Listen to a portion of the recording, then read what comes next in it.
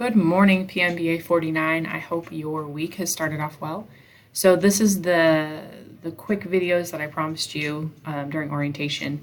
As far as just the nuts and bolts of being in the PMBA program, some things that you'll use right away, some things you won't use right away.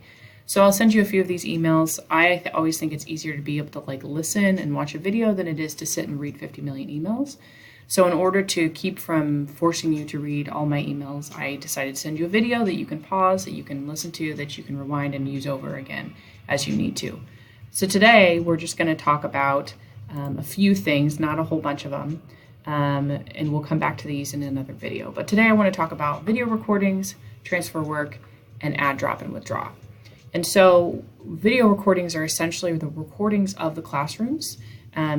Each student is responsible for knowing and complying with attendance and absence policies for each individual class. So not every professor is the same as far as your absences, but in the event that you are absent for a core class or an elective class, we do record video class. We do record class sessions to where you can actually get a copy of the video for the sake of going over the content so you don't miss as much when you're away. Now, when it comes to the core classes, those ones are automatically recorded. So all you have to do is request from me or whoever your advisor is, if it's not me, at least 48 hours ahead of time, say, hey, I'm going to be absent. Can I get a video of this class? Obviously, things come up and maybe 48 hours notice isn't always able to be done. However, that is preferable. So you can request that videos be recorded and sent to you, and then they are sent generally the day after the session has been recorded.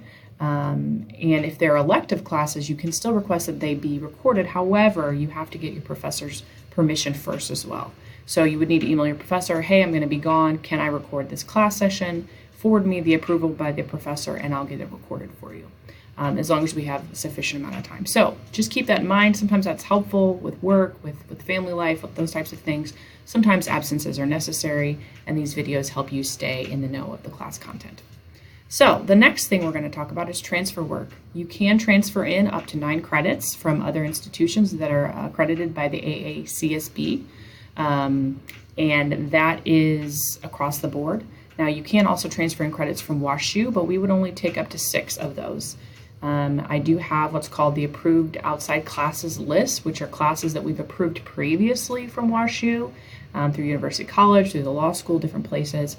But those are just ones that have been approved in the past. It doesn't mean that if it's not on the list, it wouldn't be approved. We would just have to go through a petition approval process to see if we would be able to accept it. But we will take credits from other institutions. Generally, you would need to be able to provide a syllabus of the class in order for the director to be able to review and determine whether or not we can accept the class. And you would need to also have achieved or achieve, once you finish the class, a grade of B or higher if it's a graded system. And then we can transfer the classes in. So if you're interested in transferring classes, generally we like to make sure that you've completed your first semester first before we start transferring things in, but we will start the conversation as early as now if you'd like. So if you have courses you're interested in, send me a syllabus, indicate that you'd like to have it transferred in. We can transfer in credits for your core classes in place of them, or for just electives in general. Some of the more popular classes that students like to transfer in are the accounting classes that you'll take next semester. So maybe look into the future as far as the classes you'll be taking and see if there are any that you could potentially transfer in and not have to take, and then therefore fill with electives that you'd rather take instead. Send me an email if you have questions.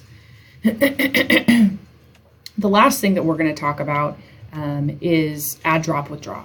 So students are responsible for paying attention to the dates of adding and dropping, withdrawing classes. I try my best to give you a heads up on what's coming up, but it's important that you pay attention to the dates that are coming up. You pay attention to what you think you might need to do or changes you might need to make. But connect with me if you have questions specifically about certain dates, or if you're kind of in between a rock and a hard place as far as, do I need to drop this class or withdraw from it? Obviously, you don't want to stay in class if it's just going to cause you to struggle. And sometimes withdrawing and not getting your full refund is necessary. But just know that each drop, each withdraw date come with its own refund rate date. So you can, for mini A's and B's, generally you can add before the first day of the class. For dropping classes in mini A's and B's, you can drop it by the end of the first 2 weeks. Now, if you drop it within the second week, the refund rate will be different than if you were to drop it in the first week.